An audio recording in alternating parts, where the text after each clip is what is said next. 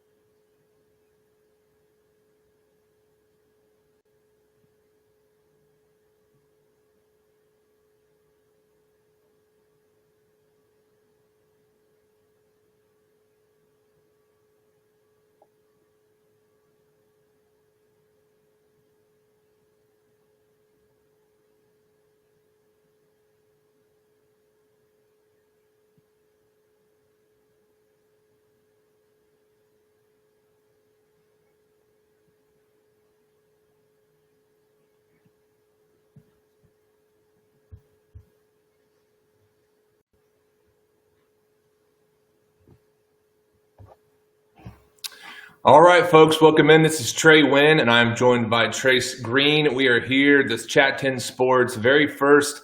Obviously, some new digs, Chase. What's up with this, man? Dude, we looking fresh now.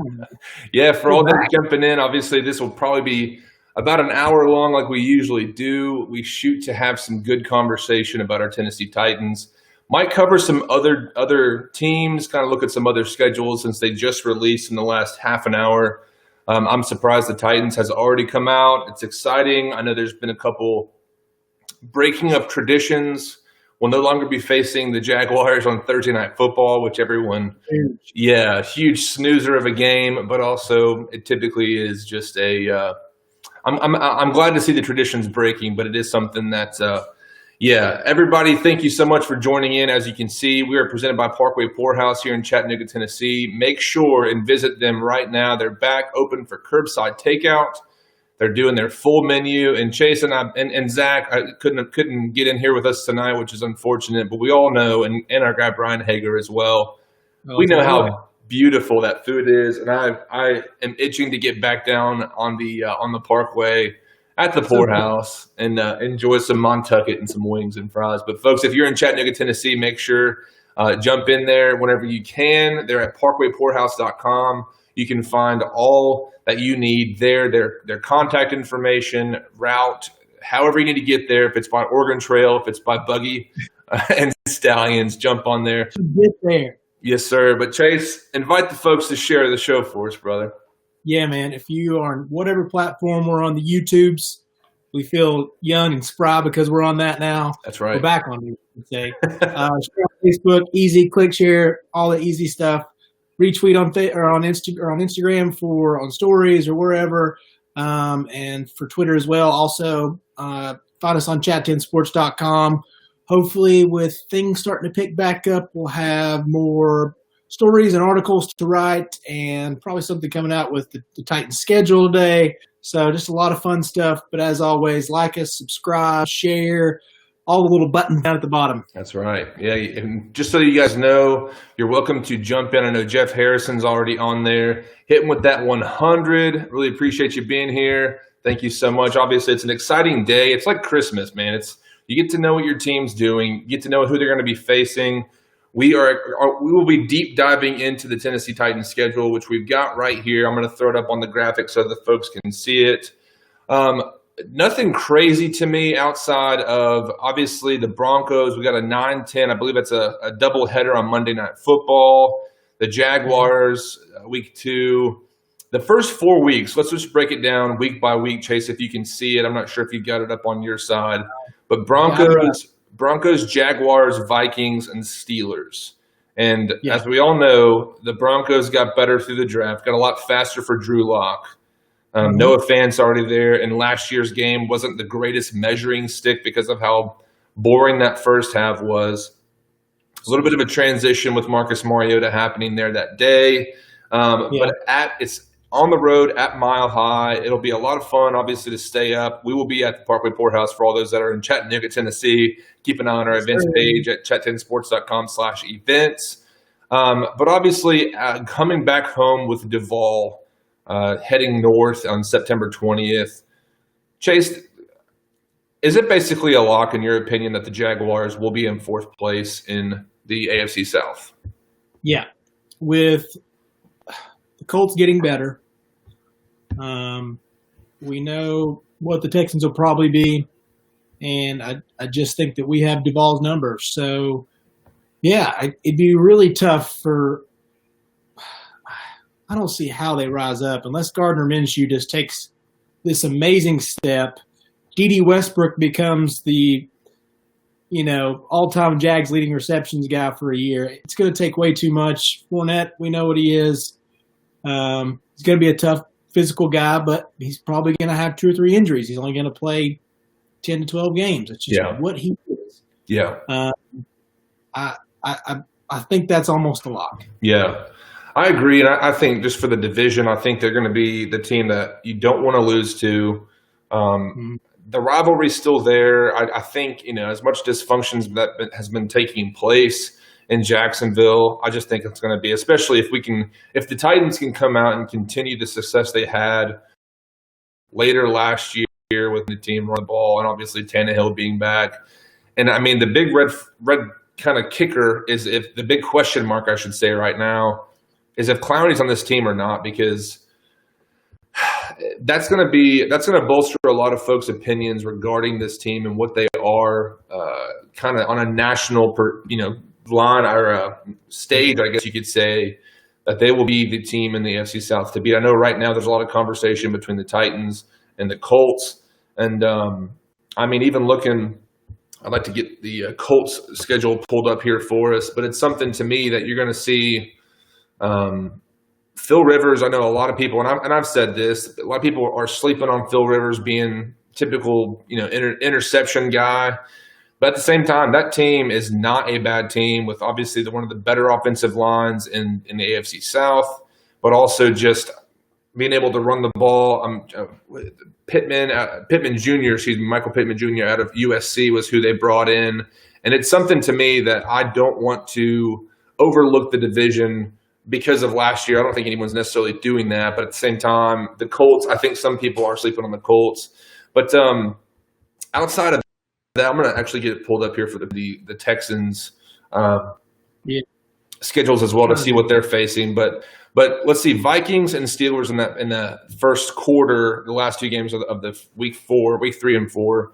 But Vikings at Minnesota, and then we come back to play the Steelers at noon at Nissan Stadium. Any issues to be confident there? I mean, are you feeling confident with the Vikings? I know they just got a lot better, and we might see our guy Tajay Sharp that just actually signed with them recently. I do like playing both of those games early in the season. So we're not – I mean, I know it's not – I know Minnesota's indoors, but still when you go up there and you're there for the whole time, it's cold. It's really cold later in the season. So getting them early is a big deal. That place gets real cold. And Pittsburgh the same way. So getting them the first 4 games is big time for us. Yeah. Bringing them down in the hot, humid middle Tennessee summer or late fall, that's what you want. And I think we kind of got lucky in that aspect. So pretty pumped about that. Now, of course, Jacksonville going to be hot, nasty, but it's pretty fortunate as far as those 2 goes with Pittsburgh and Minnesota. Your thoughts? Yeah, the big kicker for me is if Ben Roethlisberger's back or not, because I think he's been – obviously the injuries have been there. He's I don't know what he's going to be. I know they did not pick up Juju Smith-Schuster's 5th-year contract, so that could – I don't know if any issues arise there. I think he is less of a diva than obviously Antonio Brown, but it's something to me that's the big kicker in that Week 4 game against the Steelers.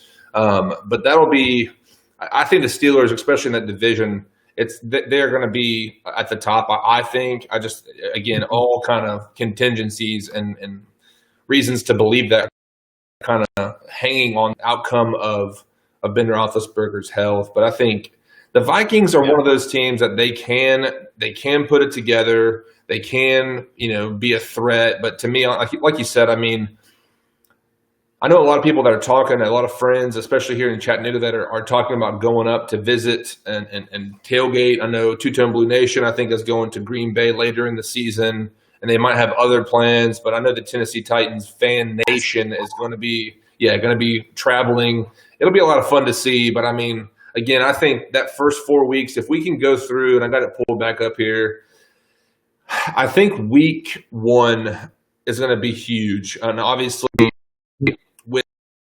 that'll be a big test for them to come out of the gate talking about, who we have. Henry Ruggs. I'm trying to pull up their draft class. So they'll have. Also, Cortland Sutton played really well for them down pretty much throughout the whole year. He wound up being, Emmanuel Sanders' replacement. That was big for them. They needed that. And I get the big flyers on Drew Lock if he can put it together, because I mean, coming out, I didn't necessarily believe in the guy. I thought he was a little cocky, but at the same time, I mean, he's got the talent. And I know John Elway, their GM, put it together for him in the draft. So let me pull up their receiving core just so I don't mispronounce or, flub any names or anything like that. But like you said, Cortland Sutton, he's a bigger guy. Go ahead, Chase. I'm sorry. No, you're good. I was just saying also the thing we have to think about as Titans fans, I mean, Casey, he probably loves us, but he does want to beat the ever living. So it's just the facts of it, and I'm going to miss the big fella. Jarrell Casey is one of those guys that will always be remembered for Titans fans. He and Delaney Walker both, man, just lifers, just TFLs, if you will. Yeah. So it's going to be a big time for those guys. But go ahead with the receiving core. I mean, Jerry Jeudy, I completely mispronounced it, or I said Henry Ruggs. But Cortland Sutton, Jerry Jeudy, KJ Hamler, and that's some speed. I know Melvin Gordon's back, and Philip Lindsay is I think he's coming off of an injury. Our boy Khalfani Muhammad is on their 4th string guy right now. But, I mean, I don't want to go into that week thinking this is a lot because Drew Lock is a young quarterback. It'd be a huge tell for them of what their season will be like. But our secondary better come out swinging, because that's something that I'm thinking we could come away with a win. I got the graphic back up here, so I'm thinking if we can split, maybe go 3-1. Because to me, I think the Vikings game or the Steelers game, we could be looking at a potential, 1-for-1, 0-2 through that run there. But that's just something that I know we're at Minnesota and then coming back home. So 2 on the road, 2 at home. It'll be a lot of fun to see. But let's move on to the second quarter of the season, week 5, 6, 7, 8 here. We got the Buffalo Bills, Houston Texans. For all those watching with us, give us your thoughts. I know the bye week. Week 5, 6, and then 7, I believe, is our bye week. That should be. I know last year, week 11 was a very well-timed break. Obviously with the playoff run, I think that was a huge thing. But even coming back for guys like the replacement to Jarrell Casey, Jeffrey Simmons, I think he benefited from that as well. And then obviously the offense. But Chase, Buffalo Bills, Houston Texans, we've got the Bengals, so we're going to see Burrow, and then we're going to see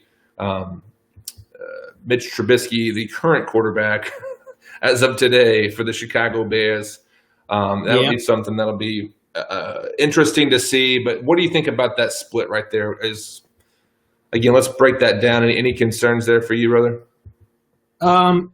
Man, when you're looking at like high round draft picks, I guess high round and one should have been taken higher round, and Deshaun Watson. Look at Josh Allen. Yeah. Deshaun Watson, the Tiger King himself, Joseph Burrow, Mitchell Trubisky. Yeah. And now I saw this thing the other day that my roommate and I were talking about. It is a They did a simulation with the teams. They tried to make everything as compilation as possible with Madden 2020, and they just ran through the whole season. Shout out, Titans did make it to the AFC Championship again. Okay. But Mitchell Trubisky wound up being third in passing throughout the season. Wow. So, if Madden knows anything, there's that. Oh, God. With Josh Allen, Deshaun Watson, Burrow, and I think that Bengals team's way more talented because they were pretty beat up last year. I think that's going to be a much tougher game than we want it to be. Rookie quarterback, we'll get after him. Their offensive line's not great. I know they got better, but we always know the Texans are tough against us. They know us in and out. Yeah. The Titans didn't get much different throughout the offseason, so it's going to be similar-ish. I mean, obviously you make adjustments, and Vrabel does a good job of that, but Buffalo, hard time with them before. Yeah. Chicago, I don't know. Are you really that worried about them? No, not really, because, I mean, I think a lot of folks, even when they made the NFC Championship game just a couple years ago, a lot of people, when that was the Cody Parkey double doink game, I think that was looked at as not a fluke, but I think a lot of things went right for them to get there. And that's just something that, again, I was never a Trubisky guy coming out. I was very shocked to see how they drafted in that, I think it was 2017 draft. Yeah. And especially them not picking up a fifth-year option, that tells a lot, and I think there's the potential, and there's I know Cam Newton, has been said to have gotten a raw deal with how he was treated and kind of cut and shipped out in Carolina, that I think he could potentially, that's a good spot for him to land. There was also some talk about the Chargers, but obviously they drafted their guy in Herbert, who they liked a lot, in the top 10, so pending sometime, I mean, I would love to see Cam Newton against the Titans, because we didn't see it last year because he was hurt. But he's a guy that I remember when Wesley Woodyard, they were at Nissan, ran a touchdown in, Cam did a Superman celebration, and Wes Woodyard went over and just shoved the guy. You remember that, where he's just protecting the house? Yes, sir. But I think I think to me, honestly, it's something that, for the sake of what that team is right now, I don't have any issues, assuming that we can beat them. But to look here, I think, like you said, Buffalo is going to be that hard defensive game. It's at Nissan, 2 home games against the Bills and Texans, which would be great. But it's just something I don't know now that DeAndre Hopkins is out of Houston, what Houston's really going to be. I don't think Brandon Cooks is going to obviously fill the shoes there. So I think that we could potentially again see a 3-1 type of run, if that Bills game kind of being the one, to me, that's the question mark. But what kind of record would you see through quarter? If we are, I'd be very, very pleased with 6-2, but realistically, probably 5-3. Yeah.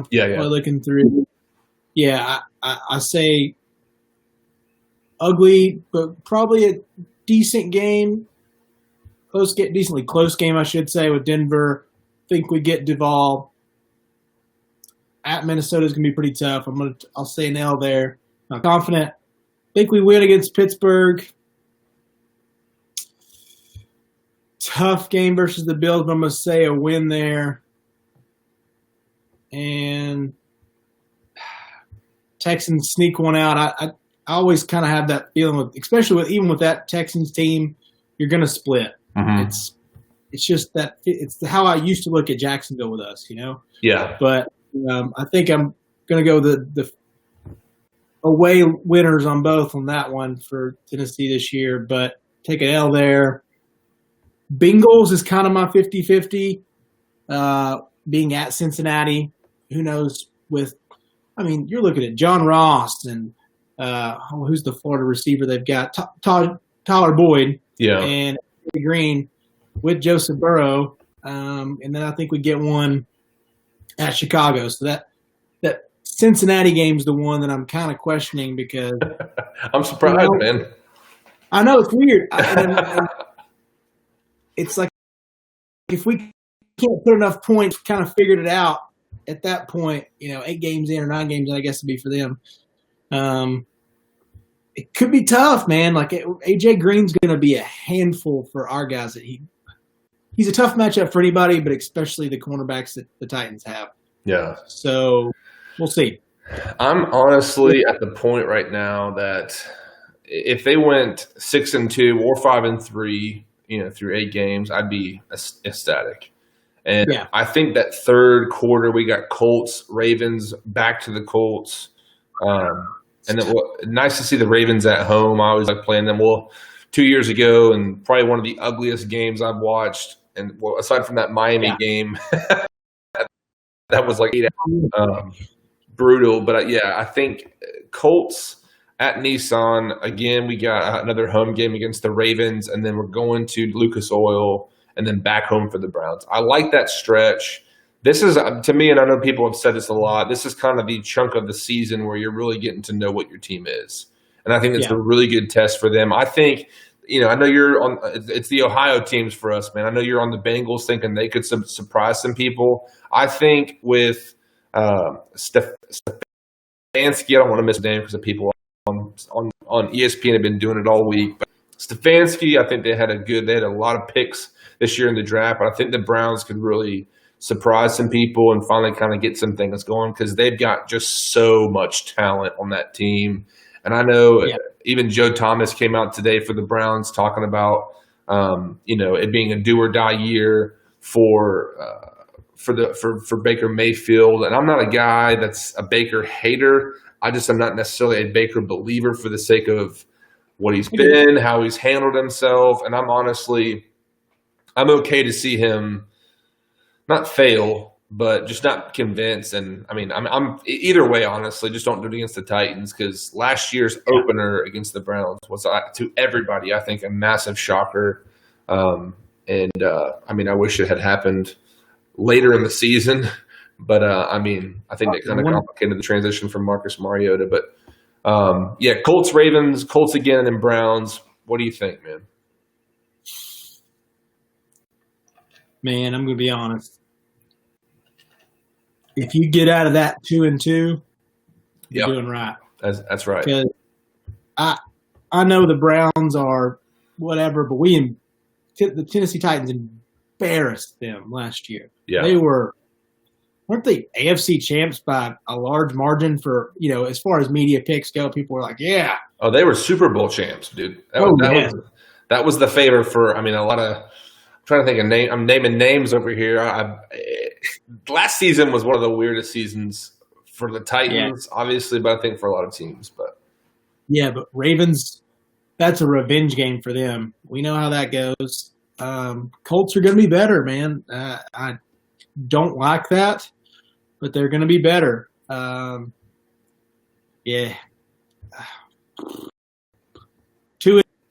I think.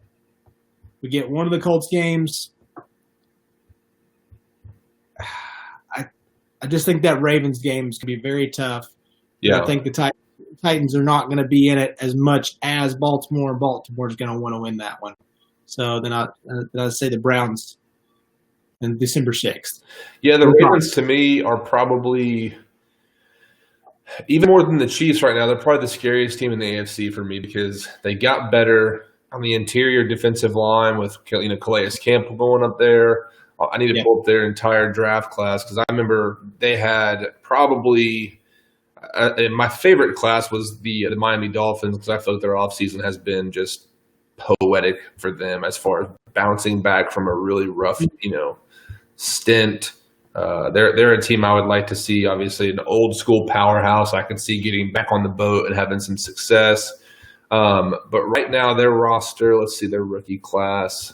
Forgive me, I should have had this stuff pulled up beforehand. But yeah, again, just to reiterate, I think even last year, I know we didn't beat them handily, I'll say, but we were still a convincing win, and I think that's just something to me. They're going to be hungry. They've gotten better, but J.K. Dobbins behind Mark Ingram in the backfield.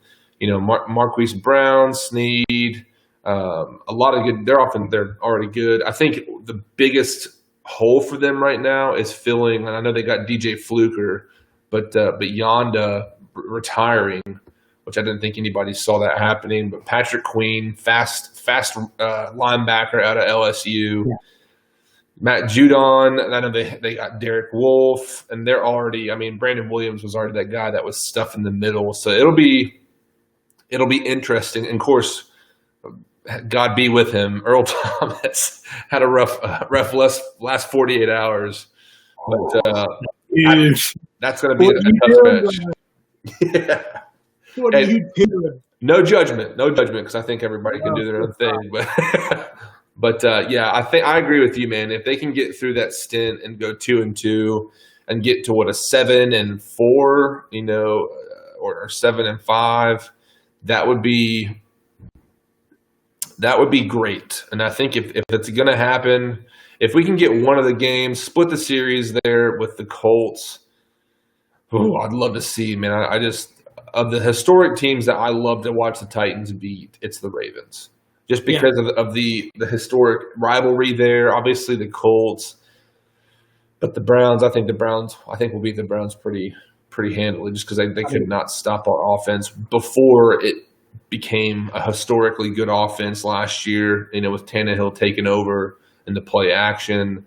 But we'll see, man. But let's hit that last quarter and look at the Jags, Lions, Packers, and we're closing out again with the Texans.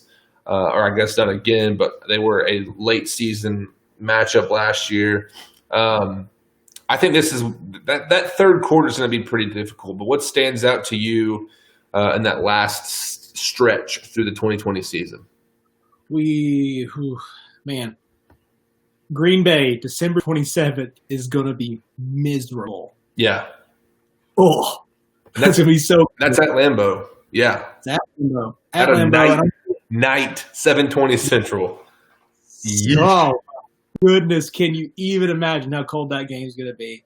And let's be honest, they're all humans. The Tennessee Titans are human beings, so they're going to have that Christmas lull.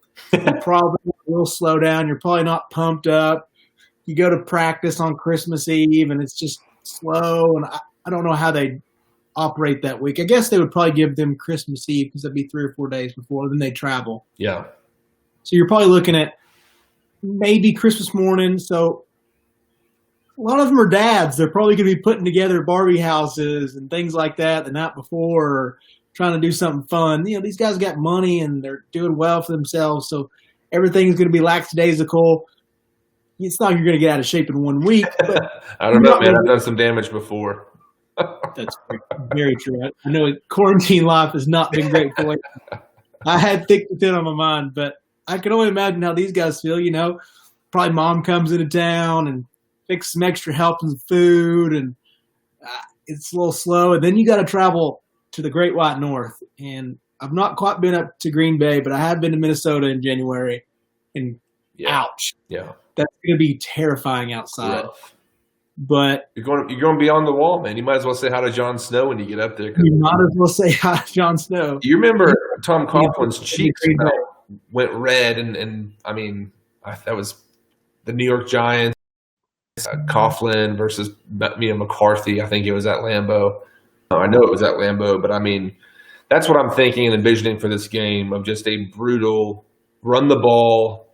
Yeah. Stuff it down their face, and it's going to be an interesting matchup with Matt LaFleur as their head coach, and shove it in your pie hole, LaFleur.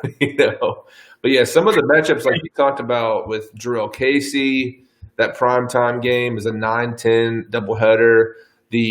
Let's see, the first matchup in week, what's that? 10, since we have our bye week, against the Colts looks to be a primetime game. And we've got the Packers as a primetime game. What else is on there?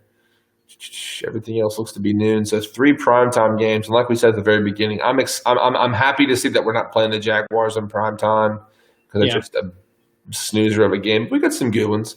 I'm hoping that we get that. Let me see.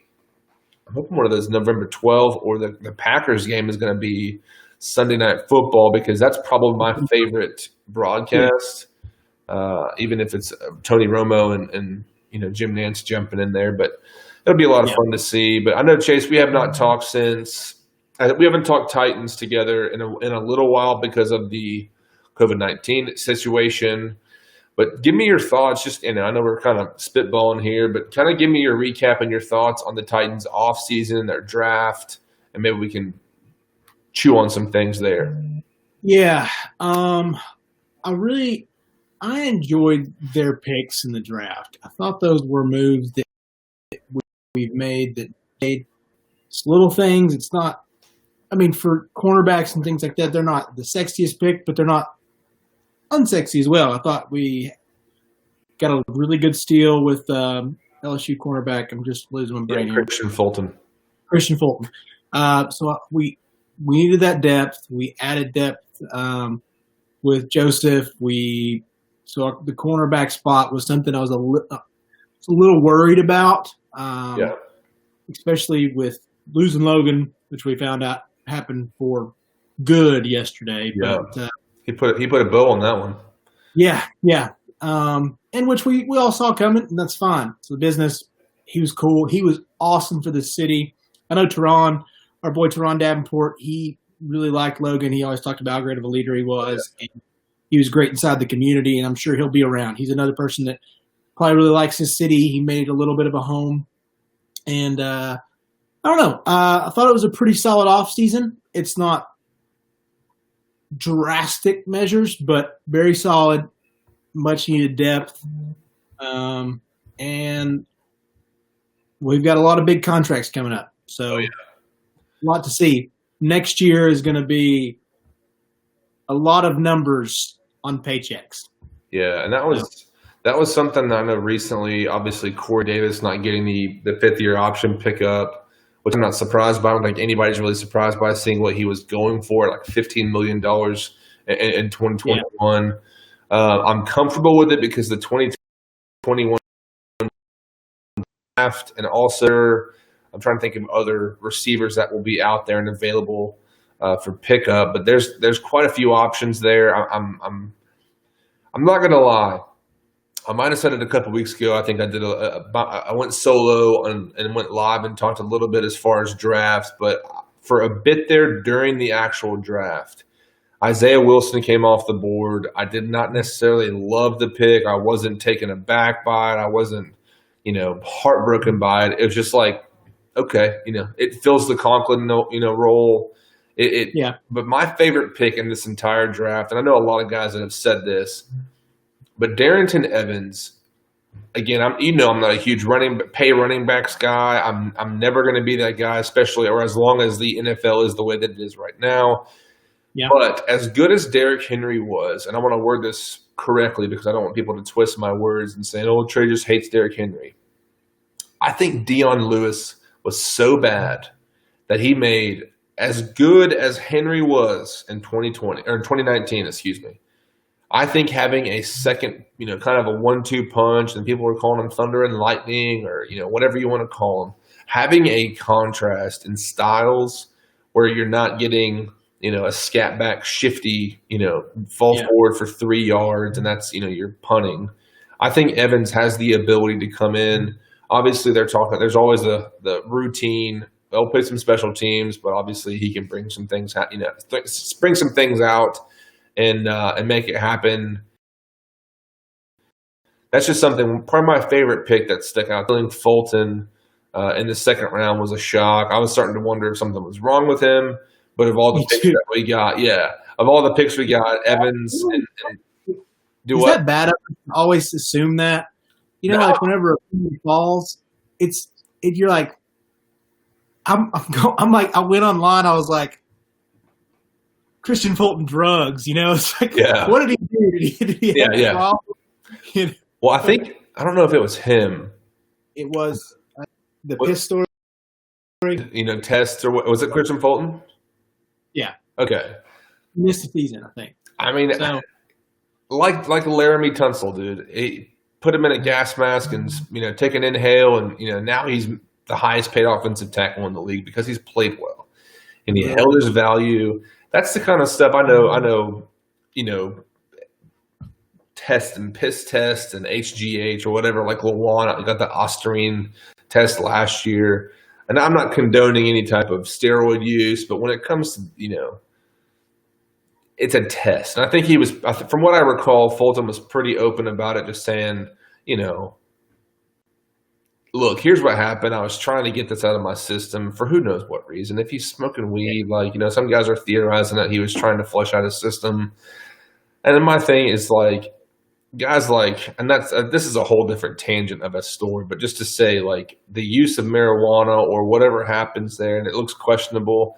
Again, John Robinson, I honestly was hoping, I think he was trying to trade out of 29, and I think the deal didn't come through.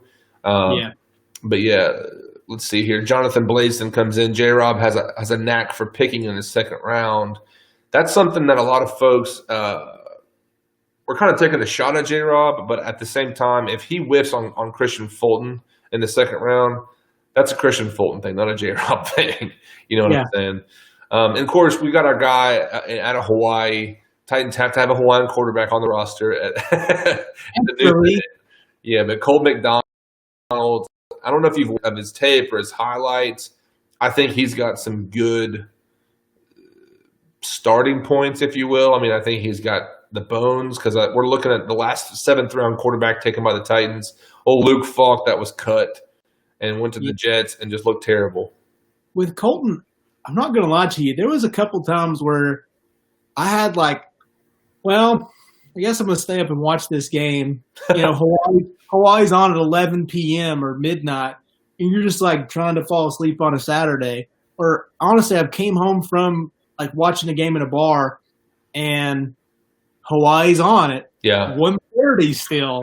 Close game, and it's 48-14 or something like that. And they're slinging it around. Or then there might be a close game. There'll be 35-37. And you're like, well, I guess I'll hang out and watch this guy.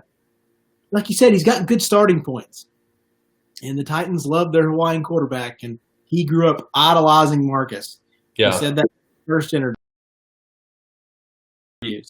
It's fun. It's a third string guy. Yeah. So. Yeah, no, I'm excited. I think and that's a big thing too. I know they've signed Jonathan Joseph and a couple other guys to kind of fill in for depth, but I would not be shocked. And that was kind of the debate for a bit on Twitter and within the community of the Titans fans is, will the Titans bring in a guy to compete for that backup role? Because I know Logan Ryan coming in out of I think it was the Alliance, is whenever he started, turned some heads, got the third string role, I guess the practice squad role.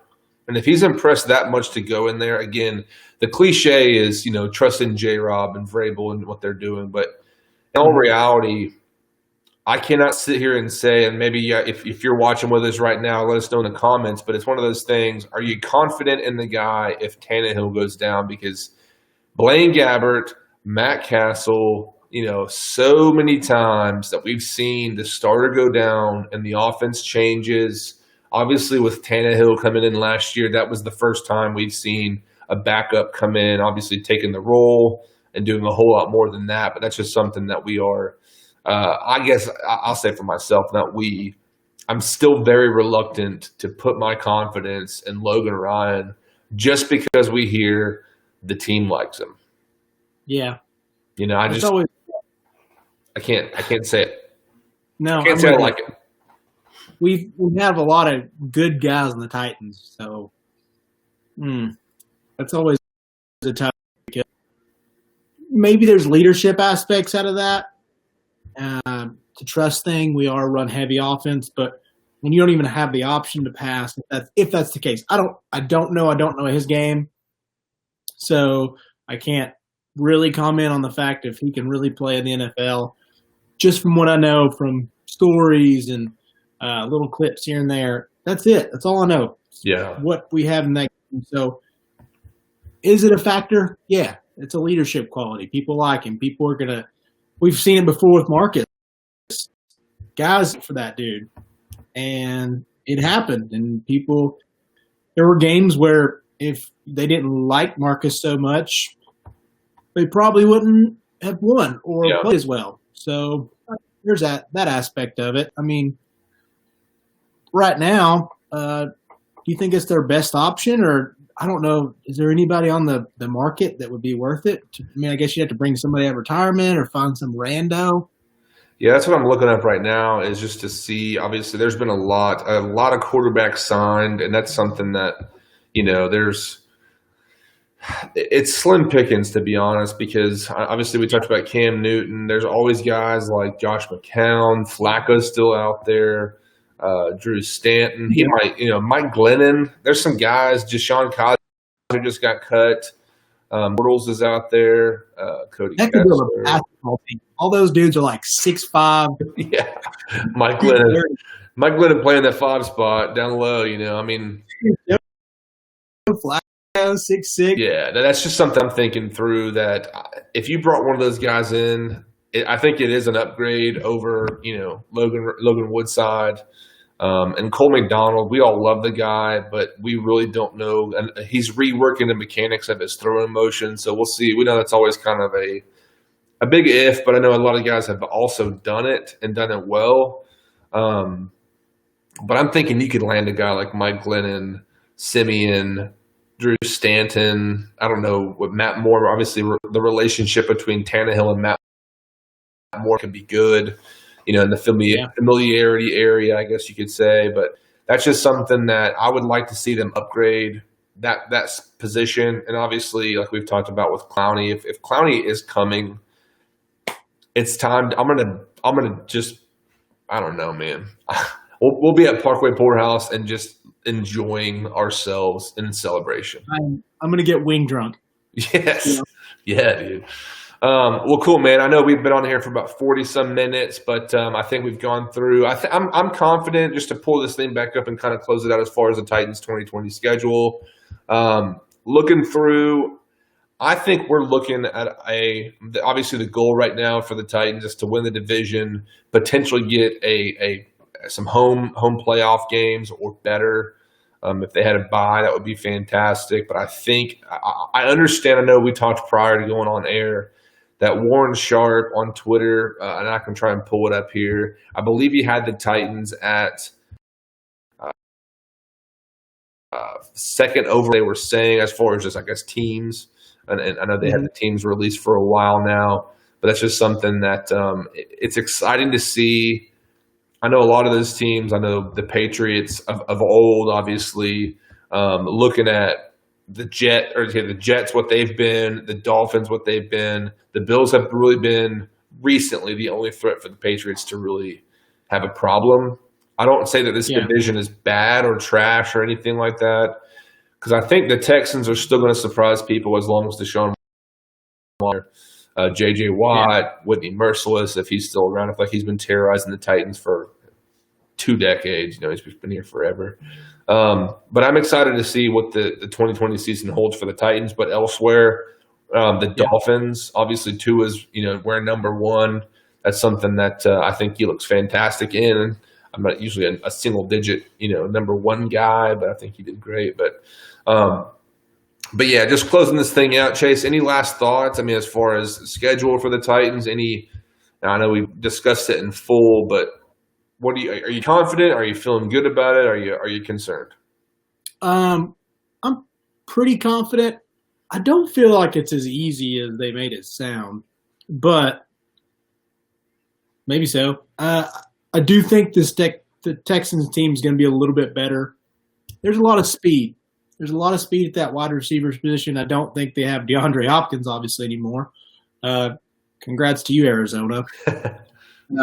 Gifted that. But it's like I know I noted earlier, but having Minnesota early, and I even think having Pittsburgh early is right. It works for us, and looking forward to that. So those two, big time. Yeah. Man, that 3-game stretch of Colts, Baltimore, back at Colts. Watch out. Yeah. That could be a mental breaker. Hope it happens. But, a potential 10-6 season is what I look at for Tennessee. Yeah. Realistically. And that was the same thing. I think last year was 10-6, 11-5, which I think's good. I Yeah. think, oh man, the biggest thing that makes me nervous is drop off from, and I think John Robinson has done his best to prevent it. I think Isaiah Wilson's got obviously the brawler reputation to run the ball. Henry obviously signing his tag. They're rumoring, or I guess they're considering and trying to work out a long-term deal. My biggest question mark, and who I think is going to have a great 2020 season, is going to be A.J. Brown. And if he can put it together and have a continuation of what he did last year, I think even more time with Ryan Tannehill is going to do wonders for Corey Davis as well. I think he is. I know his separation rate is up there, maybe top 10, or I think he's a good chunk of the time he's got enough separation to get the ball and just needs the familiarity with Ryan Tannehill. Again, I understand why they did not get his fifth-year option. And I think it'll be the same thing like they did Jack Conklin this year. It's going to be a difficult decision to make, and I think that I think he could go elsewhere and just have an incredible season, maybe somewhere like the Packers, since obviously Matt LaFleur got to spend a year with the guy to see what he can do. But yeah, I think, like you said, man, that third quarter stretch of the season is going to be interesting. But what about I know you mentioned early on in what you were saying, what about the schedule makes you think it's a little bit more hard than what we were talking about with Warren Sharp saying they had an easier schedule? So I just think timing of stuff so what people would consider our easy games, probably looking at Broncos week 1, but it's a Broncos team at Denver, late for us, late for Tennessee, late night game for 9-10, weird start for Tennessee, the Titans. I know they're professionals, but still, let's be honest, it's 9-10.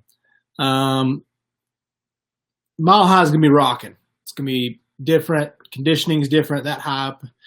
And you can tell me that, it's not that big of a difference. It's a huge difference. Ask anybody that's ever played. Yeah. Look at Chicago after a tough 3-game stretch, because I think Cincinnati's going to be a little bit better because they have fully healthy roster, new good quarterback. He's still rookie. I get that. But he's got 3 very, very good receivers.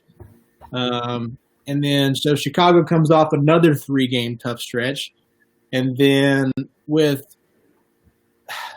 the Browns game's the one where you should win, but it comes off the toughest 3-game stint of the Titans season. Yeah. So you're just like beat up. Yeah. And tired. It's December. Who knows? It might be a cold game, and they come out and have a good game against you, and you're beat up and tired and not ready to battle. So timing is why I think it might be a little bit tougher than people go into the analytics of team comparison, stats, and all that stuff. That it probably makes it seem like it's a little bit easier from record wise and talent wise, but timing is why I think this Titans schedule is a little bit tougher than people expect. Yeah, and I've got some comments here, some good comments from Jonathan Blazen, Herb Goney, our guy we have not seen in a long time, so it's good to see him popping back up. But Zach Brooks, who could not join us tonight, wanted to come in and brings the question, if A.J. Brown has a mediocre year, what is plan B? So thanks for the question. That's a really good question because honestly, a lot of folks were wanting the Titans to draft a receiver at some point in this draft. And I was surprised to see they did not do it. And it was, it's a difficult thing for me because I know, like I was saying, 2021's draft class is going to be deep. It's exciting. And they were, this year's was historic. Jalen Reagor, Ruggs, the whole 9 yards. There were so many guys that could burn you. But I think if A.J. Brown has a mediocre year, I don't think you can stray away from him. But I think in 2021, it's already, even right now, with Corey Davis being on the fringe, 2021's biggest need, I'll go ahead and say it for the Titans, will be wide receiver. And I think it's going to be a smart move. If you have your top two receivers, potentially, if you're drafting a guy in the first round, you want him getting at least first or second team looks, So I'm thinking if him and AJ Brown are 2 years apart and they're both within their rookie deals, and Ryan Tannehill can continue his growth. If Henry's taking pressure off of him, I think I'm confident. But what would be your response to Zach's question there? But if AJ Brown has a mediocre year, what's Plan B? And I'm with you. I'm kind of surprised they didn't take anybody, but I understand why. We had bigger needs to fill, and with Tennessee, I really do believe they believe in Corey Davis and AJ Brown's ability. And probably at this point, you're being realistic and you're looking at if CD can pick it up and figure some things out this year, he could be a very good number 2. AJ just showed too much for me to think that he's going to have a fall off. Sophomore slump could definitely happen. I get that. But I don't think it's to the point where you just see him dissipate and not still have number 1 potential. Yeah. But I agree with you. I think 2021, probably that's going to be what the Tennessee Titans are going to have to look at early on, especially if Corey Davis continues to be meh. Yeah. And if AJ becomes just a good receiver, if he's only in the 850 to 900 range, Corey's in the 650, 700 range, and Humphreys does okay, then I don't know. I'm with you. I agree that probably 2021, we're going to have to go early again. And I just hope Corey understands and has that. You always talk about when you do a fantasy draft, look for those guys on their contract year. Yeah. And they ball out. So I'm really hoping Corey figures it out. Yeah. And doing things because from rumor has it, Jonnu and Tannehill were working out together. So I hope that continuity finds there. And same with Corey Davis because I know Tannehill made that proclamation on A to Z, said, hey, I'm going to make this work. Yeah. And they're going to find it out. So yeah, no, I agree completely. And I think it's interesting. I think it's telling of how they did not draft a receiver. It just says guys, like I know Cam Batson's back, Khalif Raymond, obviously Adam Humphreys. This is the first time in a long time in this current situation the Titans have wide receiver depth. And I know a lot of people are saying, well, we'll trade, and I even proposed the idea at chat10sports.com of the most valuable expendable would be Corey Davis because you have the number 1 guy, you have a number 2 in Adam Humphreys that I don't think we've fully seen what he can bring to the table because injuries, they played him for a little bit there last year. Same with Corey Davis and the transition from quarterback from Mario to Tannehill. I think the offense was still kind of figuring itself out last year, and I think they finally took that step. And obviously, coming up to the offensive line with Lawan, Saffold, Ben Jones, I think Nate Davis had a good second, half to a good last stretch of those last 4 games where he was doing his thing. I think Isaiah Wilson, if they just run the ball and you just block the guy that's head up or outside of your shoulder and you just run the ball, I think obviously the left-hand side is going to be great. And Jonnu is a solid blocker. Pruitt's a solid blocker. But it's something that I'm just nervous for the drop-off of, staying at that level because you don't want to be the Jaguars of a few years back. You make it to the AFC Championship and you just drop off the face of the earth. But Zach's rebuttal to you says, to argue Chase's point, let me pull this up here on the screen so everyone can see it with us. To argue Chase's point, we beat teams last postseason because we played team ball. We have the right team. Let me see. Sorry, it cuts it off here on the screen, but I'll read it here. We need a big playmaker to take control in pressure situations. That's why I felt the draft was a letdown because we went for more fundamental players instead of an outlying playmaker.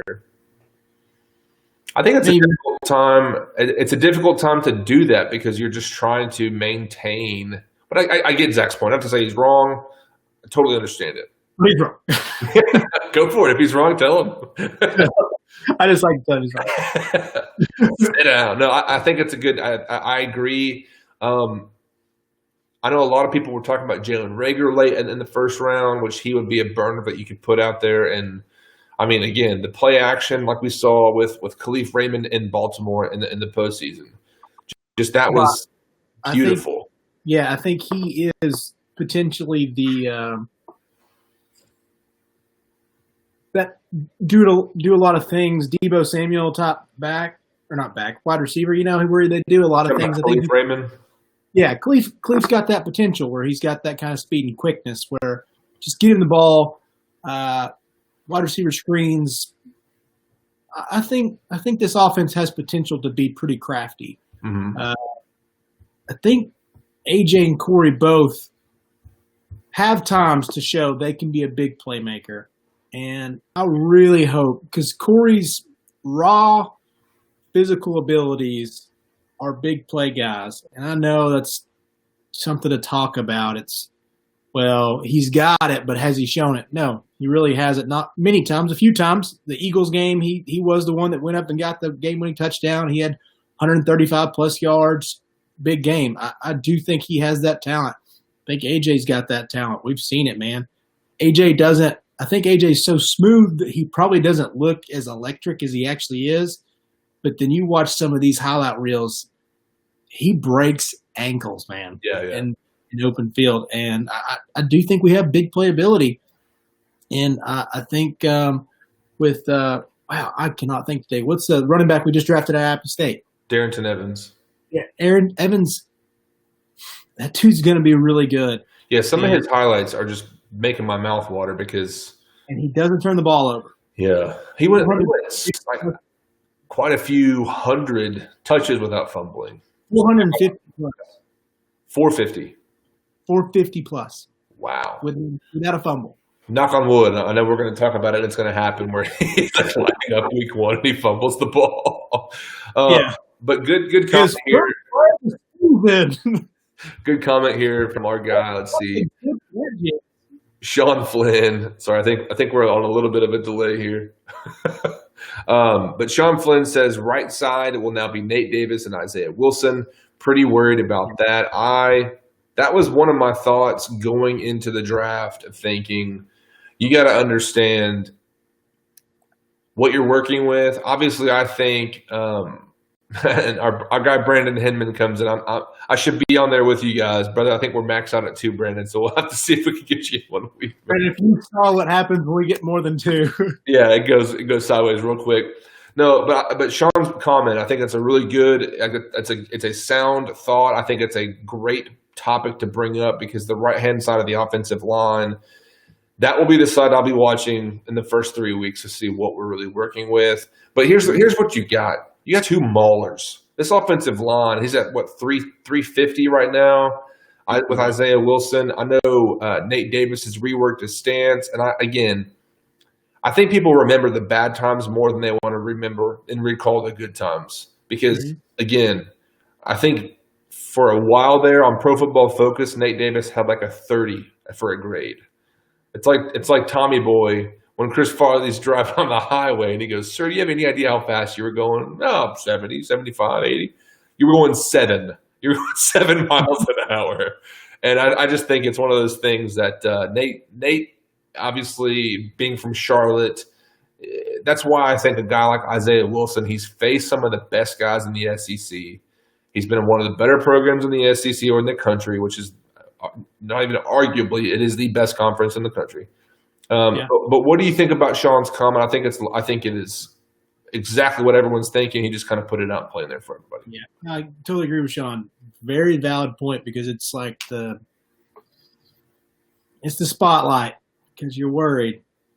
It's got potential, long-term potential. That's the big part. It's like, wow, the upside of this is huge. Yeah. But things that make you feel better about it is we do have a veteran in Dennis Kelly who's been around that can fill that void if it comes back to it. I do think the offensive line has some okay depth. Jamil Douglas, okay behind Nate Davis. Roger Saffold's still got a lot to prove to me on the left side as well. Really? Yeah, I mean, just had up and down times last year. I think he got better towards the end of the season, but He had some tough looks early. Yeah. So he has a strong start to finish. Well, I remember the preseason against the Patriots. He got put on his butt. I can't even think of the guy's name, which is telling them how bad that is because obviously preseason, uh, a lot has changed, and that's why I'm excited. Like, 'cause we all have to keep in mind we have the the NFL leading rusher, and this Mhm. offensive line did something right, but it did not. It makes me wonder. Obviously, Derrick had some really good games to be the leading rusher. But what could have been in games like I remember the Panthers game last year. First half offense was garbage. This was I think the week after they changed officially to Tannehill, figuring that offensive scheme out even more with him.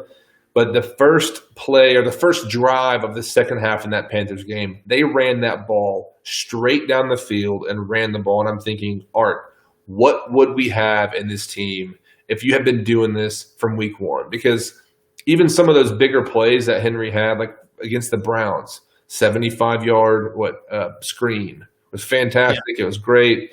But even like you mentioned, I mean, A.J. Brown on a slant, I'm gonna push my chips in on A.J. Brown on a slant all day long and let him just stiff on people and go to town. But yeah, I think I think we're rolling now, and I can really talk about some topics because people are throwing some good comments out here. Jonathan, I'm going to try and pronounce your name right. I'm sorry, buddy. Blaisdell brings up. He says, "My concern is at tight end. With Delaney gone, we've only got one real threat in Jonnu." I completely disagree. I know a lot of folks were taking me as a guy that was anti tight end. I think you're on a little bit of delays. Let me catch up with you here, Chase, before you go. But tight end to me seems secure, seems good enough for me right now. I think Jonnu.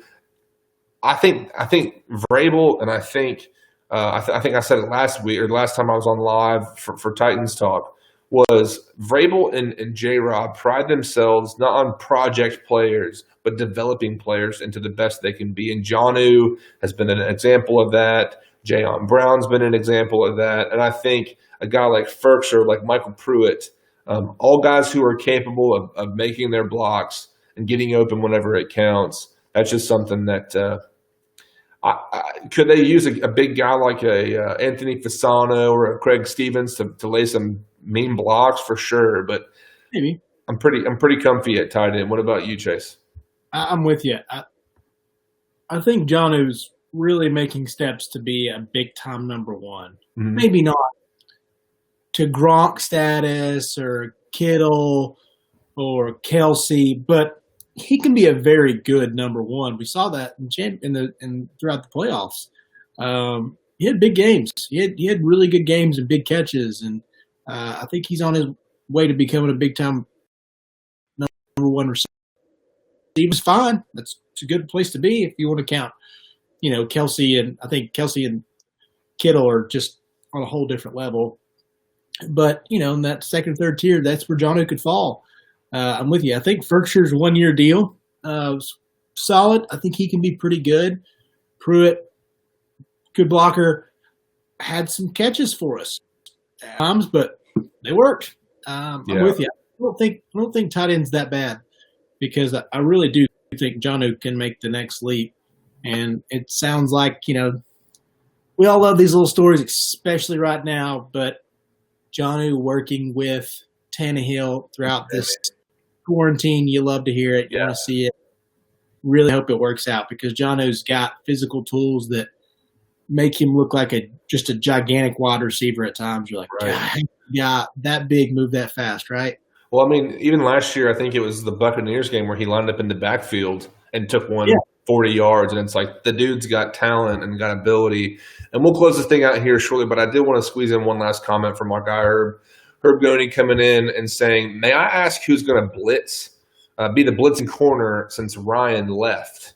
Now, again, I'm hoping that we have a guy named Jadeveon Clowney coming in, and we're not going to be relying on defensive blitzes quarterback blitzes. And also, I know Dean Pease was a guy who prided himself on the blitzing schemes and kind of it's coming from all different ways, and middle linebackers and slot corners coming down. But I'm a guy, and this might surprise some people. Vic Beasley is a freak. Now, 2016, I think he led the league with sacks with 15 and a half, and I think he is a guy, again, that this team wants to try and develop and get back to. He is, aside from the age gap, he's a very similar type of player to me that Cam Wake was, which, looking at the offseason plans, you're losing Wake, you want to add a guy back to fill his role and what he can do. Obviously, Harold's on one side, or Honor Landry, as VY called him when he was drafted. I think he can be the guy, Vic Beasley can be the guy to fill the speed rush. But, dude, that's why I think Clowney just makes so much sense for this team. Like, bias and fan bias aside, if the money's there, if they give him $15 million fully guaranteed on a one-year deal, which I think that's the range right now they're trying to look at. Yeah. Fair deal. But he's a guy that sets the edge. He can get in the run game. And I'm telling you, I would love to see him. Yeah. Yeah. And, I mean, the big question, too, for the defense is who's calling plays, which has not been decided yet. Jim Haslett's in as the linebackers coach, and then Vrabel might call plays. I'm hoping it's Haslett just so Vrabel can do his thing as the head coach. Yeah, same here. I think it will be a committee thing, and I think the fact that Vrabel being a defensive coach and coming as a defensive coordinator from Houston, I think that was where he was right before he came to the Titans. Correct me if I'm wrong in the comments, and I think it'll be okay. But I like Herb's question to where that is a big. There was a lot of plays where we saw Logan Ryan come off the edge. I'm with you. I hope that void is filled with our front seven being able to attack. But I think it's another part of why we brought in Jonathan Joseph. He's a guy that can rotate in if we want to, because you're going to have to get fancy with it. I don't think our corners are just great enough to lock in one-on-one, and you're going to have to get crafty with zone schemes and stuff. So I think Jonathan Joseph's one of those guys you could put in different little spots, and he and Adoree can switch and flip and roll. And I think Joseph can be somebody that can attack but also cover whoever he needs to cover on the outside or play a little bit of nickel. And I think Jackson's kind of the same way because there's no monsters on our corner spots. Hooker's going to be somebody that's going to work in. Crookshank, I don't know how much he's going to be a factor in a blitz scheme, but we're going to have some good secondary guys. I think they're going to get creative with it. But that's a big reason why we brought in Jonathan Joseph, is to be a veteran, a crafty veteran, somebody that can cover and be versatile in our defense, because we need that. Because I think that's what Butler, Adoree, and Jonathan Joseph, all three are. Solid average size corners, nothing spectacular, but Adoree's speed's going to come into play. I think you're going to see him come in a couple times, but that's where Joseph's going to fill his backside. So I think that Adoree's probably going to be that guy a little bit more so, if that helps her. But I think that it's going to be more so of a combination of guys. They're going to have to get creative with it because our secondary is not just unbelievable. I think Kevin Byard helps out a lot. I think he makes up for mistakes or any sort of just mistimed or small window balls that you're just going to miss by a millisecond. I think he can make up for that a lot of times. So we're going to get creative. I think the secondary blitzes are going to happen. But, fill on the backside. Look for Adoree to do that a lot more. Yeah, I'm excited for sure. And I guess we'll go ahead and close this out. For all those people that have been commenting and watching along with us, we really appreciate it. It makes it a lot more fun for us. I know we can talk about paint drying or more Michael Jordan, which we'll be doing this upcoming Monday. So make sure you join us for that, because episodes 7 and 8 are coming, and Michael's moving retirement. What's that? Can't believe it's already 7 and 8. I know, man. We'll have to move on to the next documentary once it's over and hope for the best, But everybody, we want to let you know, if you're in the Chattanooga area or North Georgia area, as you see on our graphic here, this has been presented by Parkway Poorhouse. If you're stopping through Chattanooga, they're right downtown. Look them up. I'm telling you, It is some of my most favorite food in all of Chattanooga, which says a lot because there's some damn good places to go eat downtown. Check them out, parkwaypoorhouse.com. You can go in and check out their full menu is back in full swing since the coronavirus has kind of slowed things down, but they're doing curbside takeout. So make sure and go check them out. Also, if you're new to us, check us out at chat10sports.com. If you're in the Chattanooga area, check out our fans and the Braves and the Predators once their seasons continue. I'm hoping sooner than later. But Chase, yes, please. Any closing thoughts, my man?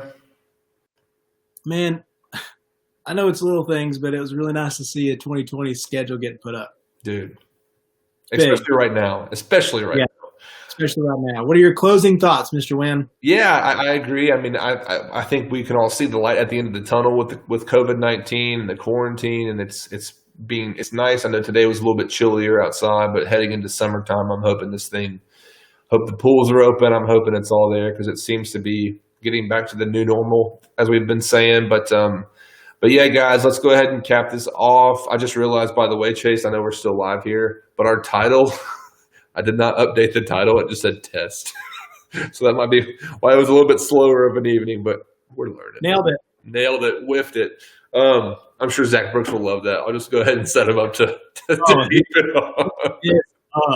But again, thank you guys for joining in. And Herb, yeah, Monday night we'll be doing our live after for the Last Dance reaction Monday night. So make sure and come back, watch it with everybody on Sunday night, and then check us out Monday. But thank you, Herb Goni, it's good to see you, man. Good to see you guys. Thanks, Herb. We've been on a hiatus from live streaming, but this is fun to be back here. So what's that? It's good to see another face. I know, right? All right, y'all take care and have a good rest of your evening. See you, buddy. See you guys.